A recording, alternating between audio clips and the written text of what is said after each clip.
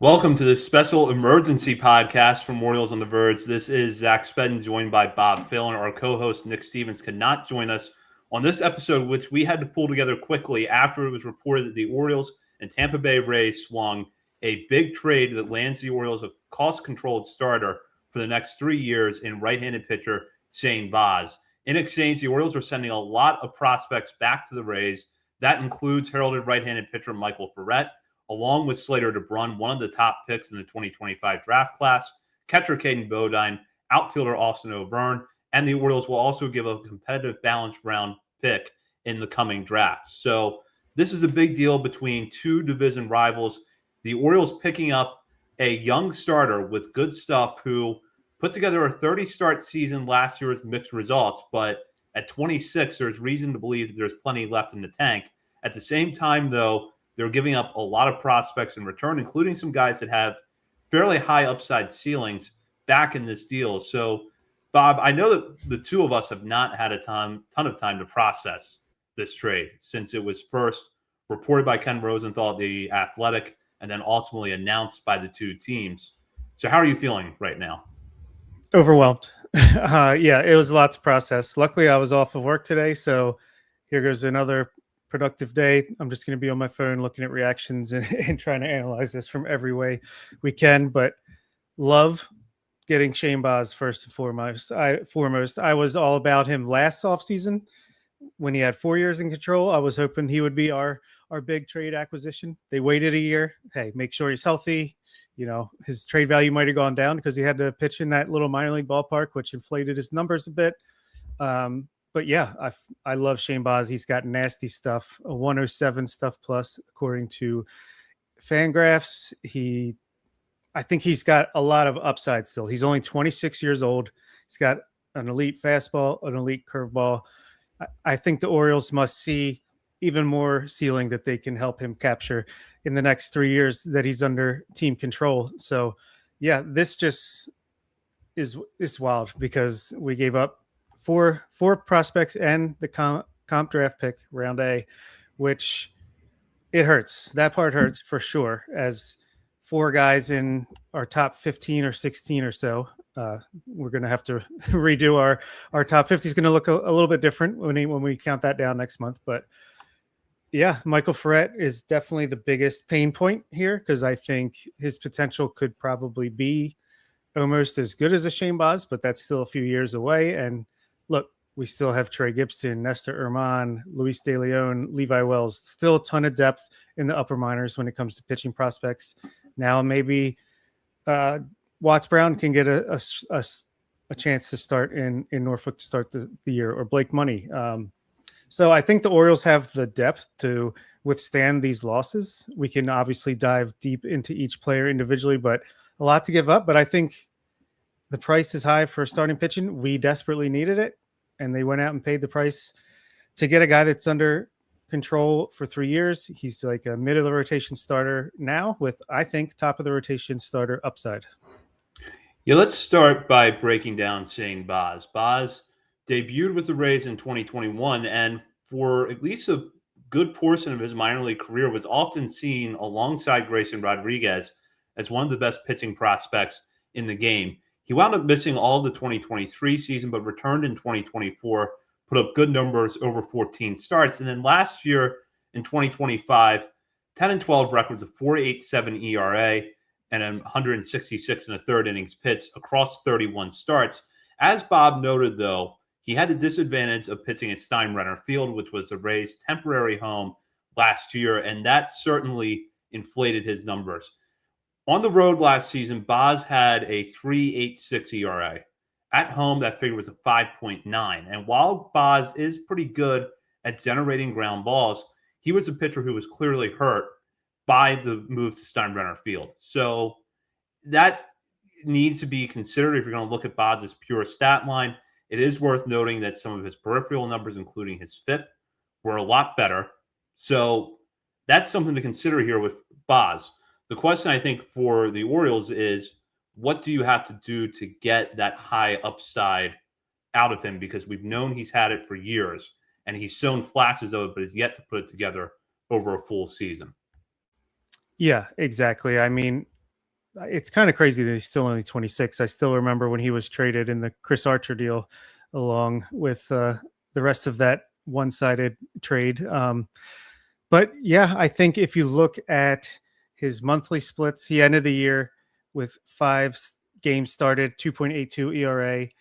That's obviously good. I think he was also, outside of just dealing with Steinbrenner Field and the short porch where he gave up 11 more home runs than he would have if you look at the baseball savant, than he would have if he had pitched in Camden Yards.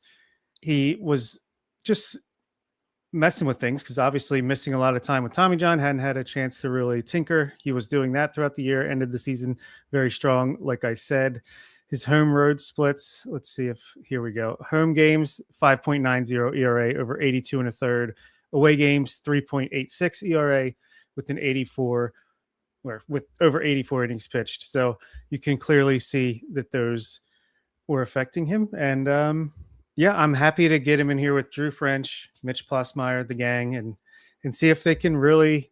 And the fact that he, in his first full season after Tommy John, pitched 166 innings, which was right up there in the Dean Kramer range, but with much better stuff, much better upside.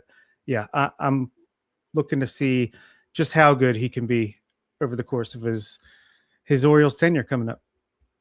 Diving into his pitch mix a little bit, he definitely fits a type that the Orioles like. A tall right-hander with a good fastball who mixes in a cutter, and it's a pretty broad pitch mix. He also throws a curveball, a slider, and a changeup. The fastball was pretty good for him last year, but if you want to look at where there's a pain point in his repertoire, it's the cutter. So I wonder, do the Orioles try to iron that pitch out and make it more effective, or do you look elsewhere in the arsenal, perhaps change up, and figure out how you can make that work better for him next season?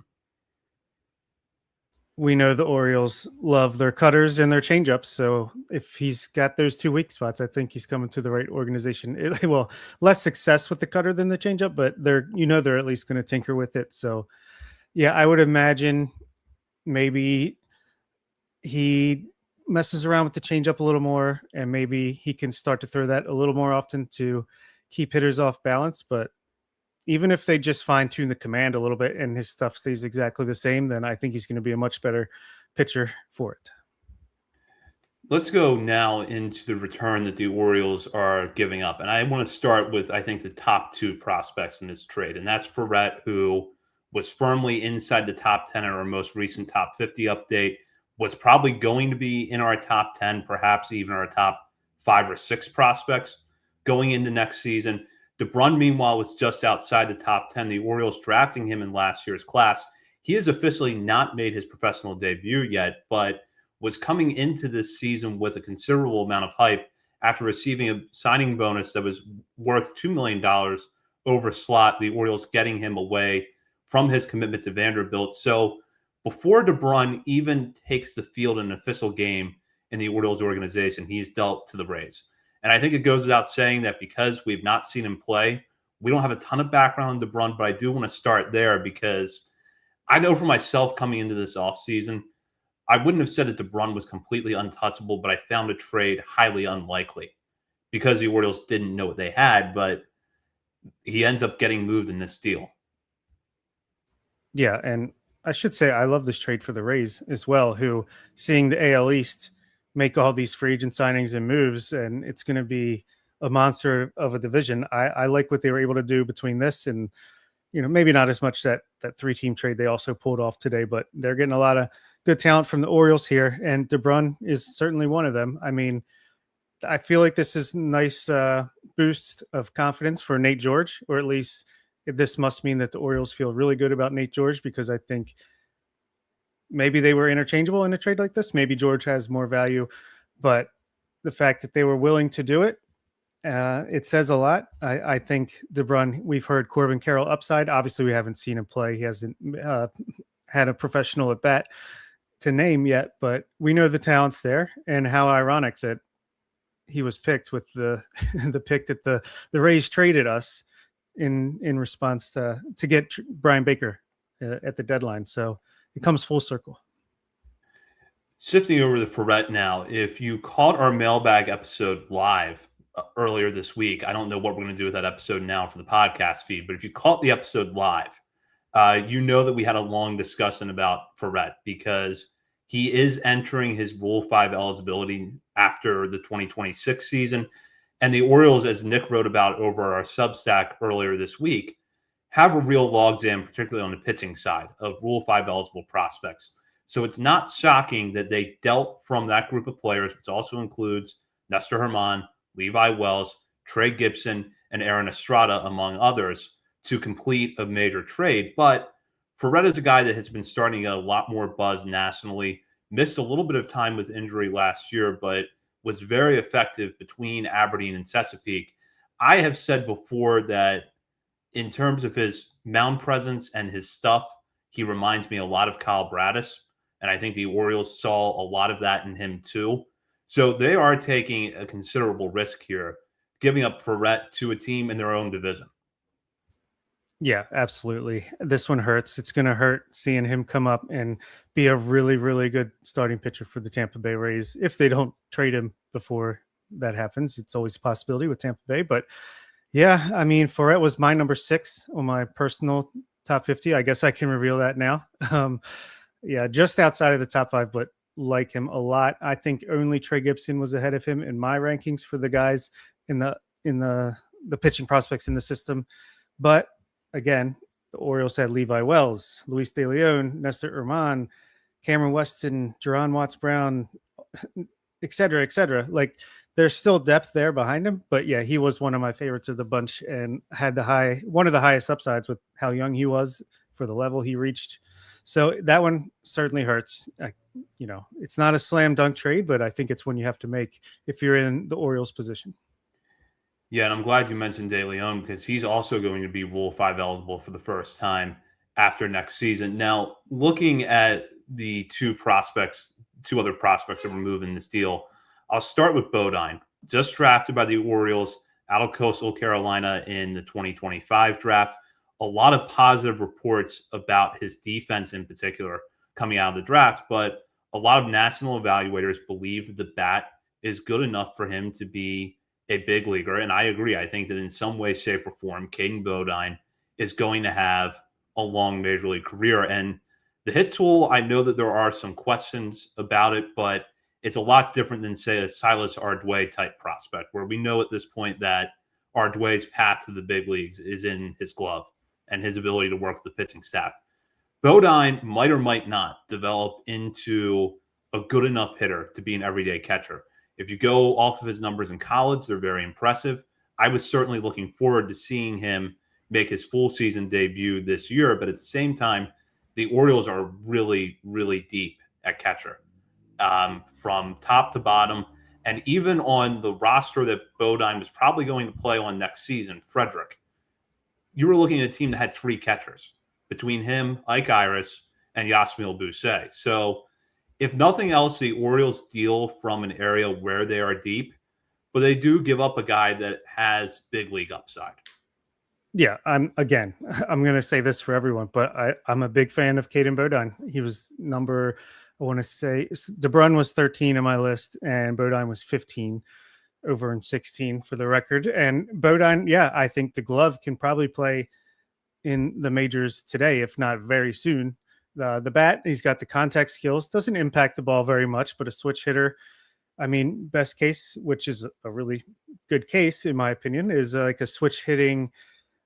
Who's the catcher that was with Cleveland for so long? Can't hit a lick, but he's like one of the best defensive catchers. I think Jan Gomes or Austin Hedges. Yeah, Austin Hedges. Yeah. So he's like a switch hitting Austin Hedges with probably a little more bat there than him, but if all goes right.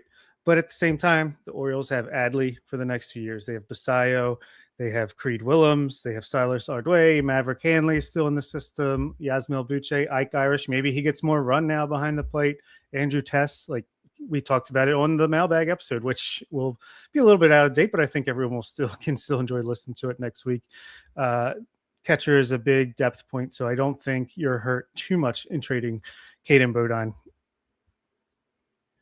Going over to Overn now, draft pick out of USC in 2024, put together after a slow start to his first full season at Aberdeen, wound up putting together a really solid year. And if you're looking at the higher picks from the 2024 draft class certainly had the best season among hitters, not counting Nate George, who was a little bit lower in that draft.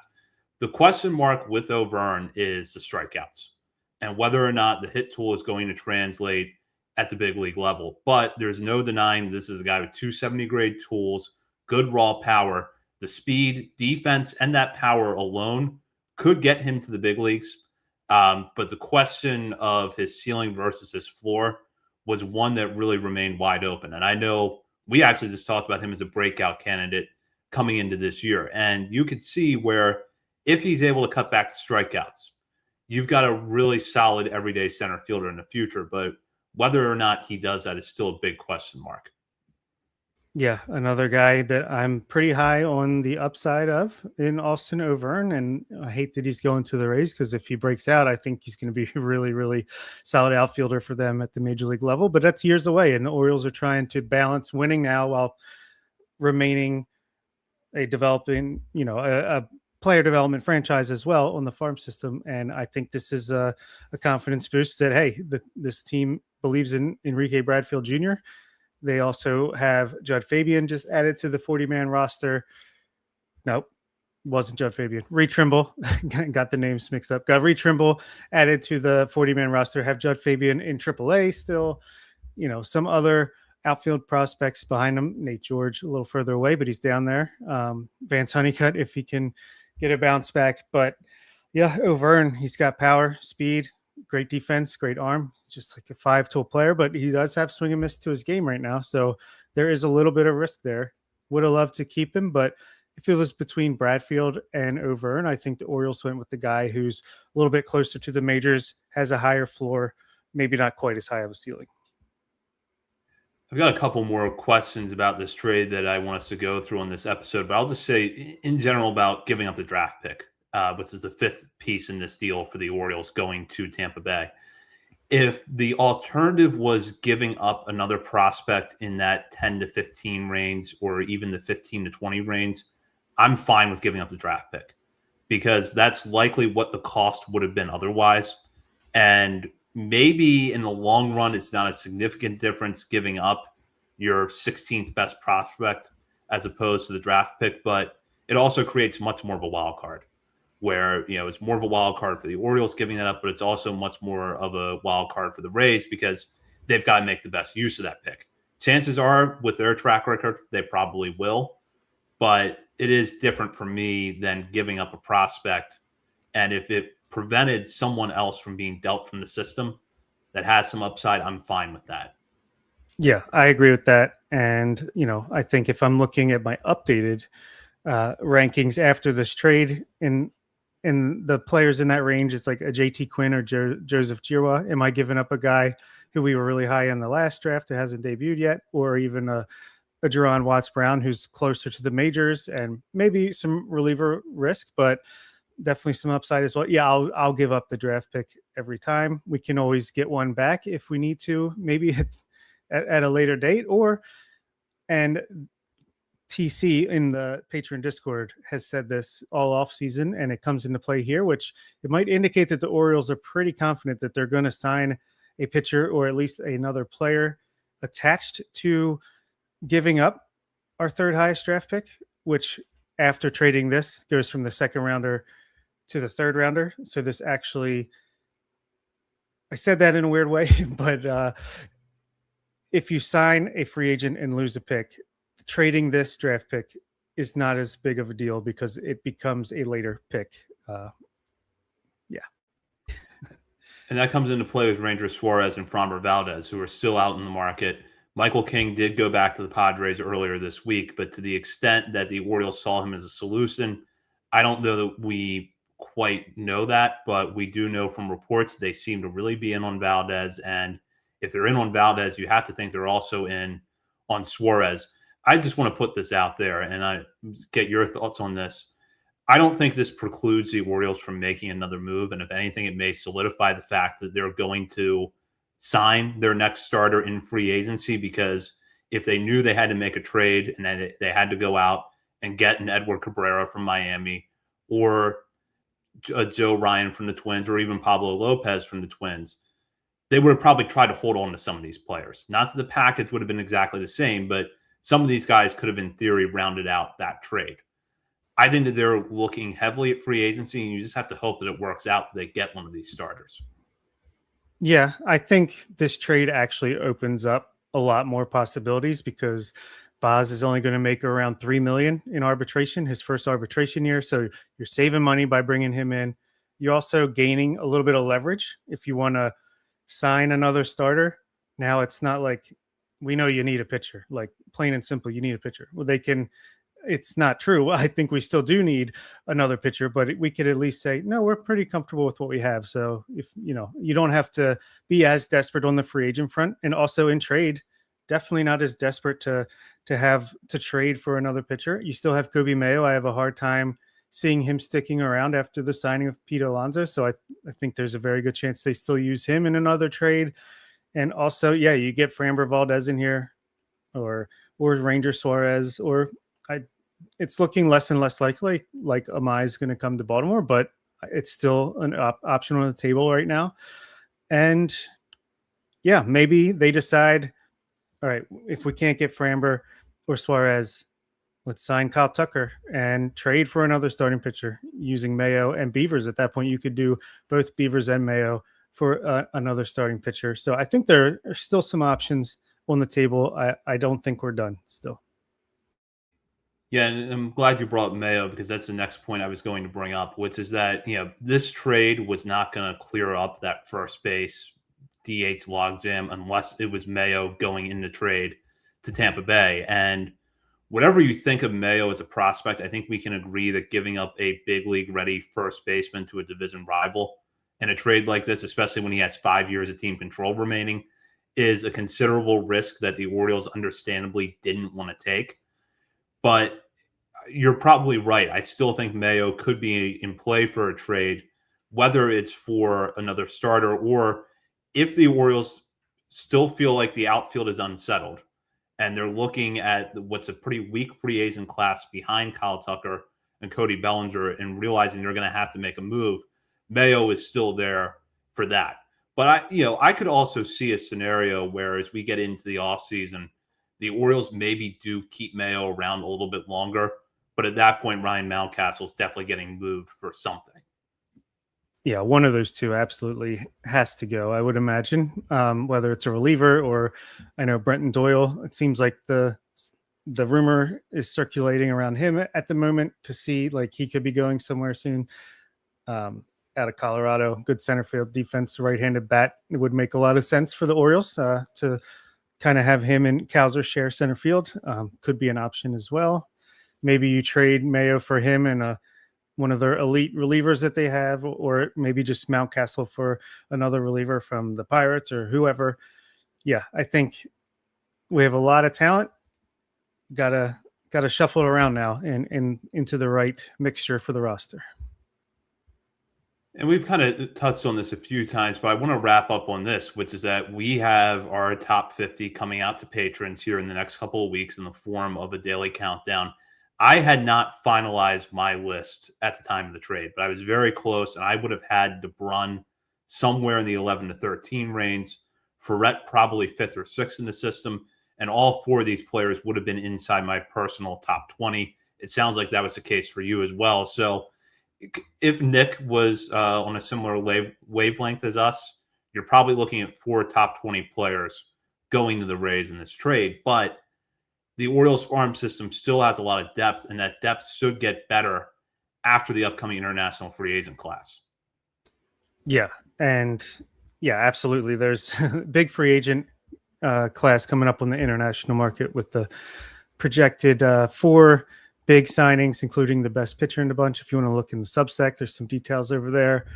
But even with this trade, though, I mean, like I said, you guys got guys like Joseph Giroux, JT Quinn, Jordan Sanchez, Thomas Sosa, Steve Martinez, Andrew Tess, Ethan Anderson. Like, it's still a very deep system, and there's plenty of ammo to go get someone else or just keep them and keep building up the farm system with the number 7 pick in the draft coming up as well. And for that does it for this emergency edition of Orioles on the Verge. We're going to have an episode released next week that was pre-recorded, just an FYI. So there are going to be some things in there that might be a little out of date, but that's only a couple of topics. We still had pretty wide-ranging discussions about Enrique Bradfield Jr., the effect of the Orioles shifting their high A affiliate to Aberdeen, and a whole lot more. So be sure to check that out when it's released on our podcast feed early next week. In the meantime, you can check out our many social media channels, including Facebook, Instagram, Threads, X, TikTok, YouTube, Twitch, and Blue Sky. We're also over at Substack, OriolesOnTheVerge.substack.com. And while you're browsing around the internet, be sure to head over to Patreon and sign up to become a member today at the $3, $5, or $10 levels. And as we approach the holidays, if you're looking for a gift for the Orioles fan in your life, consider a Patreon membership at one of those price points. You can do a month-to-month membership, a custom month range, or a yearly membership and get a 15% discount right away. So look into that between now and the holidays. For Bob Phelan and Nick Stevens, this is Zach Spedden. You've been listening to Orioles on the Verge, part of the Believe Podcast Network.